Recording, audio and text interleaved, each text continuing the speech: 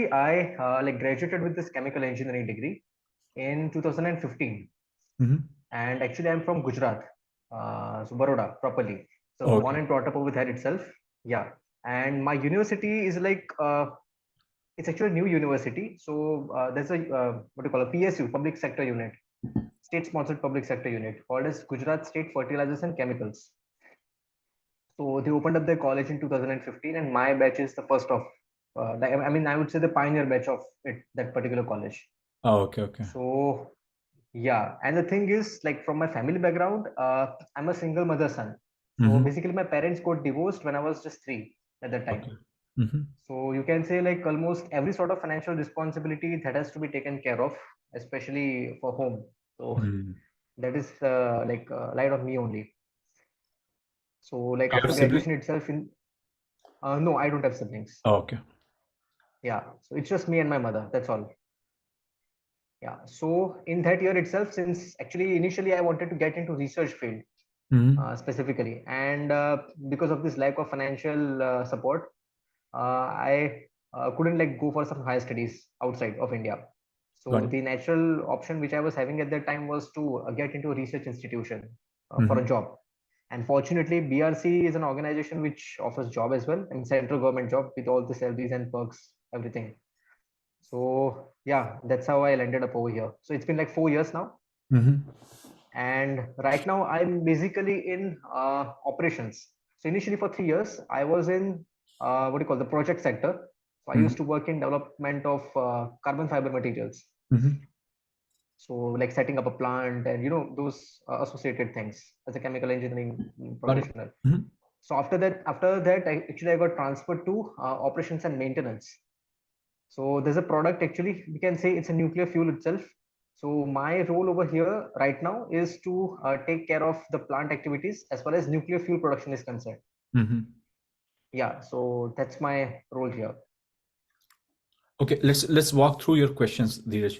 I have Yeah, your sure. I think you have sent some question, but why don't you let's elaborate a little bit more? Because I want Yeah, to focus definitely. focus over there more. Yeah. Sure. So actually, the thing is, I was like much more inclined towards either getting into law or let's say MBA. Mm-hmm. MBA specifically because I've seen that this nuclear sector specifically throughout the world is going to boom soon, Mm-hmm. because that's what people are trying to rely on. They're like either getting into fusion or let's say like developing this reactors, nuclear reactors, and so I thought that getting into some management consulting companies as far as the energy sector is concerned, Mm-hmm. so that would suit my profile and get me a leverage also, by not just being on research side, but let's say also being on managerial side, like how decisions are being taken and that stuff. So that is one of the things which I was looking for. The second is law in that specifically that too in corporate law, Mm-hmm. because being in chemical industry, I've seen that most of the times this chemical companies land up in very big troubles. So in that way, yeah, you need to say something, I think. So I understand, Dheeraj, you are looking Yeah, into yeah, these two paths, right? So yeah. what's the question here? What's the thing that concerns you? Question is like, since I don't have any sort of financial support at this point of time, so Mm-hmm. let's say if I apply to US, and that too in top law schools, top either let's say top law schools or let's say top MBA schools, Mm-hmm. what sort of profile would they demand for this financial, I mean, need-based financial assistance? That is the thing. I And mean, would my yeah, say I put up the questions one by one. Yeah. yeah, go ahead. Why don't you come finish it?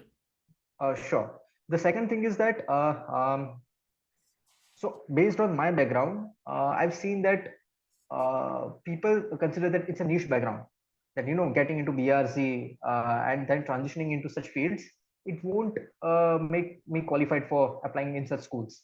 So that was one of the questions. That will my experience be irrelevant to what I actually want to do? Actually, that's the thing. Yeah. Okay. Um, And the second is work visa issues. okay, okay. Yeah. Okay, so let me walk through here. So I'm going to talk specifically about the question that you poses, and then I'm going to push further here on some of the issues that probably you're not thinking about, Okay, sure. which I think are in my opinion, are relevant because you Okay. talked about those things quite a lot, especially the finance especially you talked about being a only child, Yeah. or you have some of other responsibilities also. Yeah. So because you talked about those things, I would like to mention some of those things. Yeah. So as far as mm, applying for a law school or applying for a MBA school is concerned, you can do it, no problem. Okay. Okay. uh, you are eligible. All right. Okay, that's number one. Number two, Sure. whether you are going to get a financial aid or not, that's is extremely tricky. Okay. I will tell you what's the reason I would say it's tricky, and because you talked about these top schools, Hmm. right? So what happens is, like, for example, if you let me compare with, let's say, Harvard versus a not so top school. Yeah. So if you look at students who go to Harvard for law, or students who go to Harvard for MBA, their profile is extremely entrepreneur. Yeah. It's not like they are doing a job and they are Hmm. applying for it. Hmm. Correct. For example, they are you if you look at their profile, they are very social. Maybe they have written novels. Okay. Maybe Okay. they are they what I'm saying, they are different from a normal students. Okay. Like, for example, you will find a lot of students from India who Hmm. apply for MBA program in US are from IT background. Yeah. It's a very, very normal profile, Yeah. True. right? So they don't fit in that in that regime, I would say.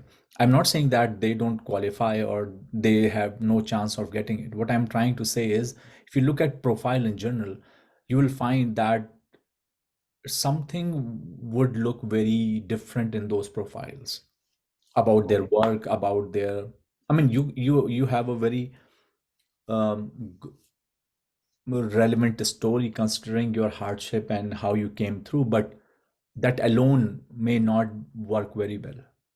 Okay.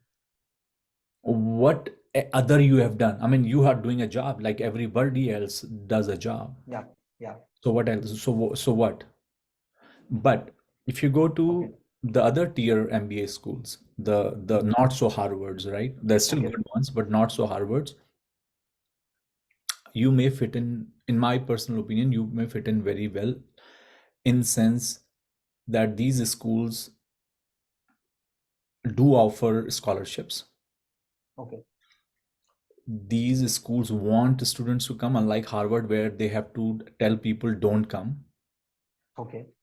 right? So that there's a Yeah. demand and supply and demand side of a game. These, I mean, you have to understand, these schools are, especially law, medical schools, and and um, and MBAs are like a business organizations. They make money there, Yeah. right? And they are expensive too. They're not cheap at all. They are, I mean, a MBA, a law, or a medical school. These three, I would say, are the most expensive ones. Yeah. And scholarship would be, they will give you a waiver. Like, for example, Okay. I will tell you my example. I'm doing my MBA from Ohio State, Yeah. and I know some of my friends. I had a friend, actually, in one of her class. She's from Korea, and she was telling me that they have given her some waiver because she does TA, teaches some classes and things like that. But that's a lot of work too. But what she was Hmm. telling me. Yeah. But she still has to pay tuition. Sometimes Right. they give you 10% off tuition, 15% off. That basically telling you, you know, they want you to come there. Yeah. You're not, only one person I have heard, a girl from India. One of my actually cousins, he did MBA also from Duke. Hmm. He told me one time that she got into a MBA program in a university in US with 100% scholarship, which again, maybe her background is has to be something like, Yeah. you have to set very unique. That's my point. I mean, you are unique in a Okay. sense that you are coming from this core sector background, no doubt. I Okay. think that puts you in a very unique situation. But does that is that enough? I cannot say that. You can only figure it out once you apply. But Okay. definitely that sets up into you into a unique position, no doubt. Okay. But how would you write your statement of purpose? How would you put that in your application? That you have to work on that, in my opinion. Like Okay. how you gonna tell them that you are different than all other applicants, considering you have an Yeah. extremely good GPA. Sorry, Okay. GMAT or whatever score they ask for. Yeah. That is non-negotiable. Okay. This comes once you got like if you get 100% GMAT score, that's the best, because then it definitely is going to put you in a very good situation. But if your Okay. GMAT score is lower, and I don't know what lower definition is, how low you can go, but it lower, and then you are asking for a scholarship, definitely is going to be a challenge. Yeah. So that's for sure.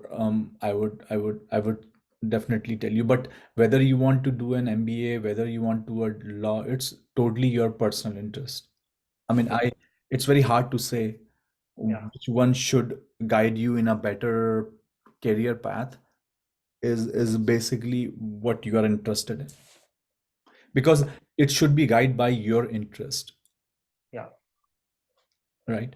And Correct. then the other aspect of it, as you said, the visa, right? Yeah. Usually students get the visa. That should not be a problem. Yes, your background puts you in a very unique situation Yeah. for a visa disqualification. But Exactly. but I would say this is 2024, and US and India relations are much better. Okay. I will tell you one example because this is like very close to me. When I applied for my PhD program at University of Maryland, and this is a real situation, I got a tentative admission, a tentative scholarship. Okay. And when I spoke to the advisor, which is my advisor now, was my advisor, I remember going to his place and he said he has accepted a student from Bhabha Atomic Research Center Okay. because his area of research was on this shock physics. That's what I wanted to do. Okay. And he was doing testing, mechanical testing on high strain rates. And this guy had done a lot of work, which makes sense, right? But he didn't get the visa. And because he didn't get the visa, Okay. I got that scholarship. So that So is it a was real sort of story. blessing in disguise. Yeah. But what I'm saying is, again, this Yeah. was 2005. That's a very Okay. different situation. I think today the relations are much better. So Okay. in that sense, I would say that getting a visa, but also I know one student. I know that because I actually career counselor me. He did his PhD from MIT. He was from IIT Gandhinagar. He was from BARC too. Okay. Just graduated last year. He was from IIT Gandhinagar and then worked. No, no. From 2 year he worked at DRDO, Okay. and then he applied for PhD program at MIT. He went to MIT and then he worked there. So you will find all these sort of stories, Hmm. right? So that's one part that you can figure it out. The second part, I would definitely say that being a only child and a single mom, if Hmm. you feel some sort of a pressure that I need to take care of my mom and things like that, I think that is also very relevant for you to consider Yeah. because once you are here, very few people go back. they Hmm. they make it their living and life here, so you need to check that out also, that where how you're going to take care of your mom, and because that's going to put unnecessary pressure on your brain otherwise. Yeah. And lot of one thing is definitely people do that, and I personally know a lot of people where my friends who were students, then they started working here, they got their citizenship and things like that, and then they applied for their parents, and their parents got a citizenship too, and then they moved. Okay. So that's also people do that too, but again, as I said, this is a long shot. This is Yeah. like a 20 years of work after you graduate. To Okay. 10, 15 years of work after you graduate. So you have to literally look on what age your parents are, and whether they are um, willing to do that or not, things like that. Yeah. Okay. But as far as your questions are concerned, um, about I personally think your main question is about whether I can get a scholarship or not, because that's more Yeah. important, I think, for you. I Yeah. would say I would tell you two things. One, don't screw up your score. Okay. You have to get a 100% score. If you get a close to perfect score, your chances are going to be very high. But if you screw it up, the chances going to be very low. That's number one. Number two, as you are thinking about writing a statement of purpose that you have to write, right? Statement of purpose or recommendation letter. Try to make sure when you write those, it has to have a beautiful story around your personal life, your journey, how unique your application is, that is relevant for your job. You talked about energy sector, you talked about the future of power and energy, the world looks like, where nuclear fits in, and how you think. You can talk about energy policies, how those policies are different. You can talk about, I work for space. We are looking Yeah. into how to power lunar surface, and nuclear is a big thing. So you can talk about a lot of things here. There is a lot to talk about that, where you can put yourself in a very unique position, especially if you look at. I think I we wrote a paper or attended. I think I was a part of that workshop, lot 2 3 years back. There's a energy policy center at Carnegie Mellon with them. Okay. They You can Google that. They do lot that sort of a work.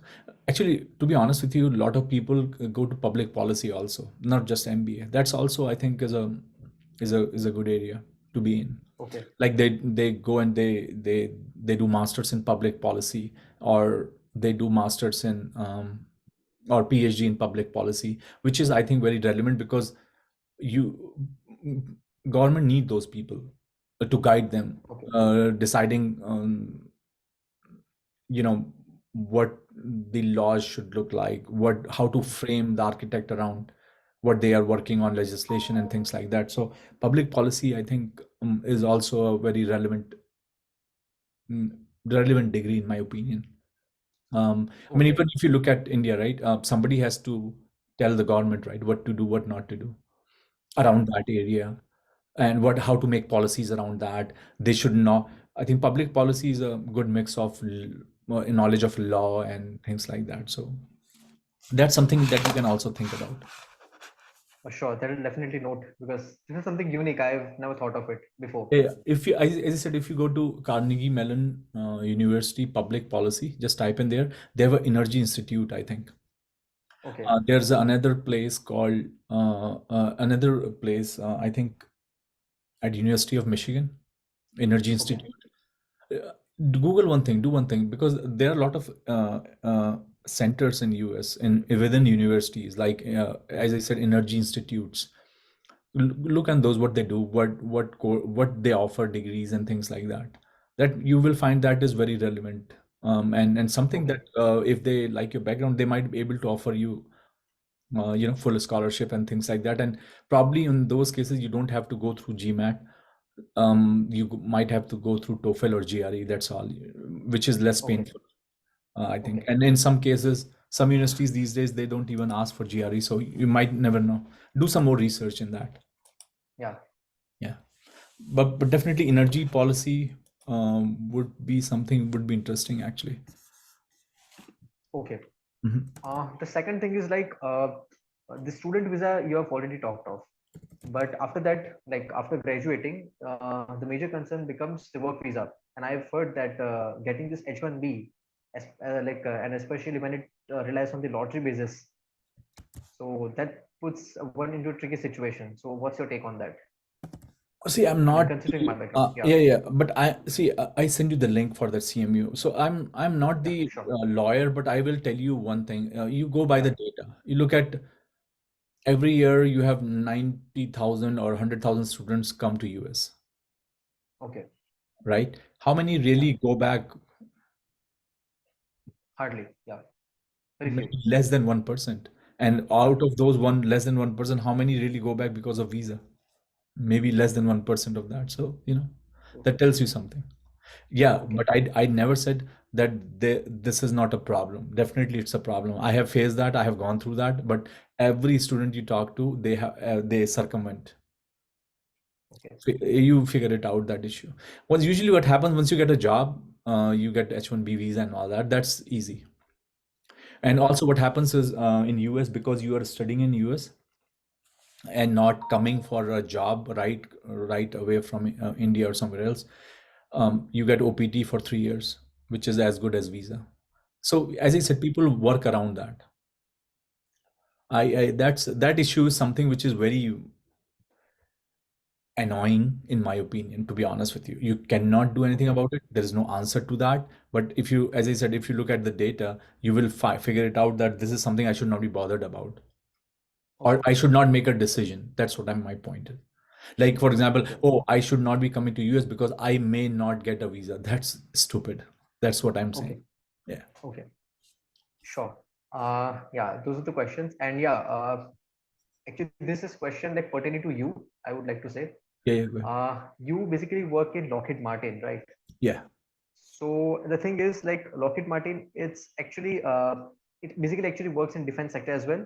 I mean, this core niche It's or a a space sector. it's a defense contractor. Yeah, exactly. Mhm. So being an Indian, like what made you qualify to get a work visa without any US restrictions or regulations? Yeah, I'm not Like, an Indian yeah. citizen. I'm a US citizen. Oh, sorry, is it? Yeah. I became a US citizen 5 years back, and that's the only reason I was able to get the job. So you got through EB1 or something? Yeah. So Oh, yeah, I applied, I finished my PhD. I worked for Oak Ridge National Lab. That's where I got my green card. And then after 5 years, I got citizenship. And then I found this job, and they were interested, and they applied. You don't get the job. yeah, No exactly. defense contractor hire you in US like Lockheed's or Boeing's, maybe Boeing, because they are not Northrop Grumman or Raytheon, unless you are a US citizen. I don't know anybody in Lockheed. And for that reason, what happens is you don't get hired in you don't find anyone as a first generation immigrant in Lockheed, because what happens is, once you finish your PhD, you're almost 30, right? And Yeah, then by the yeah, time you get your citizenship, you are 40, your career is already set. yeah. In what happens in my case, I got uh, my area of work was extremely relevant. I used to work on high temperature materials, Mm. and then I used to work for the DoD very close on programs, and they were looking for someone like that. So I got very lucky in that. Not lucky, I was very relevant for them. Otherwise, what happens most of the time, what I see is, what happens is your job profile become almost set that you become very relevant, and especially in Lockheed, most Mm. of the jobs are not lateral hires. They are entry level. Okay, Very few are you get to hire laterally. Very few, because you are looking at principal engineer positions, right? And then what happens is, why they will hire you, they know someone who has worked there for 20 years, and they promotion is usually recommended. So in that sense, it worked out for me. But as I said, I don't know anyone. There was one guy actually, he was from IT Bombay. He's in Raytheon now. Me and him, actually, both of them, we got hired. But I as I said, out of so many thousand people, I don't know anyone. I know a lot of second generation immigrant who were born here. Like, you will find a lot of Indians who are working in Lockheed, but they are born here, so they are citizens already by birth. But okay, very few first generation. But as you said, a lot of time I get this question and they get confused. So I want to be very clear on that, and that anyone who come to US as a Indian national or a or somebody else, not a US citizen, Hmm. uh, it, don't waste your time. Don't waste your Waste time in time the thinking sense, that I'm yeah. going to hired by them. Okay. So you have to be a US citizen. That's number one. Yeah. After that, you may have a chance if your work is very relevant for them. Yeah. So it becomes very tricky in that sense, actually. So yeah. That's interesting. Yeah, yeah. No, no, it is actually, as I said, it's that's how they work, because it's not only for contractors, any federal job. Like a year back, I got a job at NASA, Goddard Wow. here, up in Cleveland. Yeah. And the only reason you can get the job if you are a citizen. Those are federal jobs. So any job, any federal jobs, DOD, DOE, DOE is okay still, but DOD especially, any federal jobs you can figure it out. You cannot get, just like for example, if you are a non-US citizen, non-Indian, for example, right? Like, Yeah. do you think you can get a job at Bhabha Atomic Research Center, No. right? True. Yeah. So it's exactly the same thing. You may get a job in Infosys, but you cannot get a job at Bark because that's a government organization, and the first set of rule is you have Prerequisite. to be Yeah. have a US citizen, sorry, Indian citizen. Like my sister, she works for a software company, and they develop some I think software for army. Yeah. I'm pretty sure because their money is coming from army. They want to make sure that everyone who works there are not from Abu Dhabi or someone. They are from Okay. India. You know what I mean? Yeah. I So get it. it's the same situation. It's the same thing. But having said that, I would say there are a lot of opportunities now, because of US India collaboration, that are coming in India. I mean, Lockheed has a big partnership with Tata. So if you look at, there is a company called Tata Lockheed. They are hiring a lot of people. There are Boeing just opened a big center. Raytheon has a big presence in India, Colin Yeah. Aerospace and things like that. So Yeah. I would say if somebody wants to work and do things, I mean, there are a lot of other opportunities too, that may look relevant. And we also now look for to partner with India in a big way. So So basically, you came to USA based on your F1 visa, and then yeah, it got converted to EB1. yeah, yeah. So I did my undergrad from ITBHU. Oh, Yeah, yeah. that's what I did my undergrad. I grew up in Nainital, and um, then did my what class 12th from Raebareli. So Okay. I'm a product of Kendriya Vidyalaya. I see. That's great. Yeah. But So like your story from getting converted from F1 to EB1, it's like, what did it take to you? I mean, lot and lot of publications. okay. During Yeah. your So PhD? I did. I shouldn't praise myself, but I think I was really good in publishing. I I had won a lot of awards and things like that. You have to be, that if you look at EB1A category, if you look at I have a couple of other friends who had gotten through that, and they were all as good as I'm talking about, and all I'm talking about are Indians. Like I Okay. had my roommate who got through that. I had my junior from ITBHU who is a professor at Oklahoma State now. He got through that. But they all were very good. They were not mediocre at all. They published 20-25 papers in their PhD. They had awards. They worked in a lot of programs and this and that, because the category is like that. Okay. And I think when I was in Oak Ridge, it made much easier for me to justify that how I can be relevant for national interest, Hmm.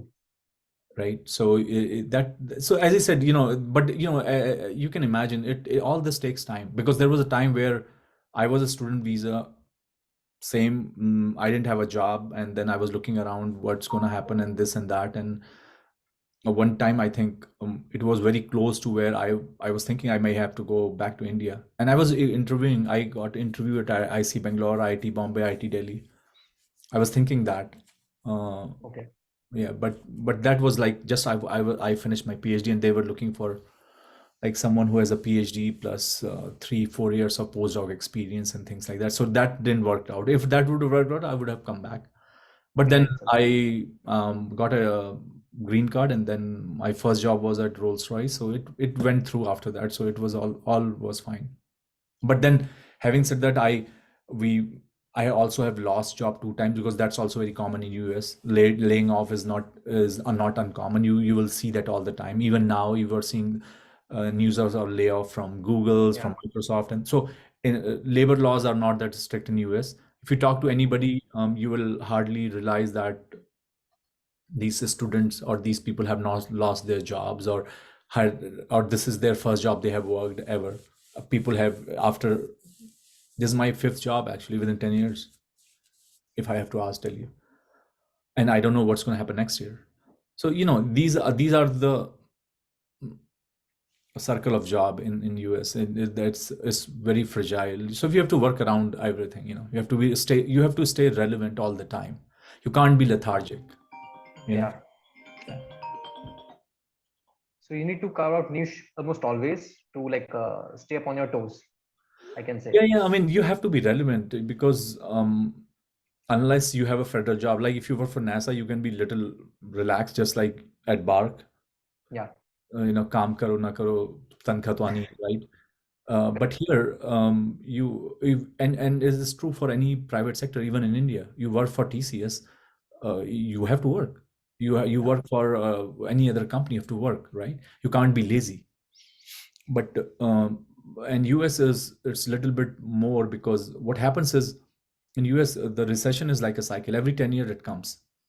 Layoff is a cycle in any company. You will see hiring, and then you will see firing. So Okay. what happens is when they are firing, if you're relevant, you would be okay. Hmm. You know. So if the times are good, everybody will be fine. But like for example, this quarter there are a lot of laying off are going on. Even in our company, they are laying off people. And so if you are relevant, you will be okay. So be relevant. You have to be relevant all the time, I would say. You can't be lazy in sense ki. So what I'm trying to say, when you have a good time, try to make sure you're learning, because when it comes bad time, that will help you in staying at the top. And the Okay. rest is to 1% is luck. You never know what's going to happen to. So, but what I'm saying, that will definitely guide you, because I have been in this situation twice. I can really tell you what are the things that happened wrong, what are the indicators, and things like that. So, but it's a part of life, so it's not a big deal. Sure. So the core thing which you like would say is check out some other courses as well. I mean, which deal with public policy and international policy. Yeah, I would say And yeah, one thing. Yeah, I would say if you are very determined that you want to go for MBA or whatever, one thing I yeah, will tell you straight away: yeah. work on your score. Hmm. Think rest thing is later. Get Okay. a perfect GRE score or perfect GMAT score, and then you will be in a very good situation to do things. And those scores are valid for 3 4 5 years, by the way. Yeah, yeah, So once you get a good score, you can think. So let's say, for example, you are able to get a good score this year. Relax, think, apply next year, because that score is still valid, and you can yeah. do. But if your score is screwed up, then it's a problem. I get it. Yeah. Sure. Yeah, those are the questions. I mean, there were very few in number, No, no, no. but It's all yeah, good. I hope that discussion has helped you. So that's yeah, that's the main definitely. point. Yeah. But I would say also look at public policy. That's a Sure. good way. And as I said, sometimes what happens, you have to work a little bit smartly. Who knows? Everybody is trying to get into MBA, and you're like side ka rasta shortcut le lo, and sometimes that works well. And then who knows, you might able to find something better there. Yeah, that's well said. Yeah, true. Sure. I'll think over that as well. Cool. Any other questions here? Uh, no. So far, like that was this much. Cool. Anyway, this was nice meeting you. I have to talk to someone else too. But Pleasure. Yeah. yeah, Thanks a yeah. lot. But stay in touch. And if you have any other questions later on, we can always talk. Okay. Sure. I'll connect you over LinkedIn itself if I Yeah, have yeah, any yeah. questions. Yeah. Yeah. Okay. Sure. Thanks a lot. Okay. Yeah. Bye, man. Yeah. Bye bye. Yeah.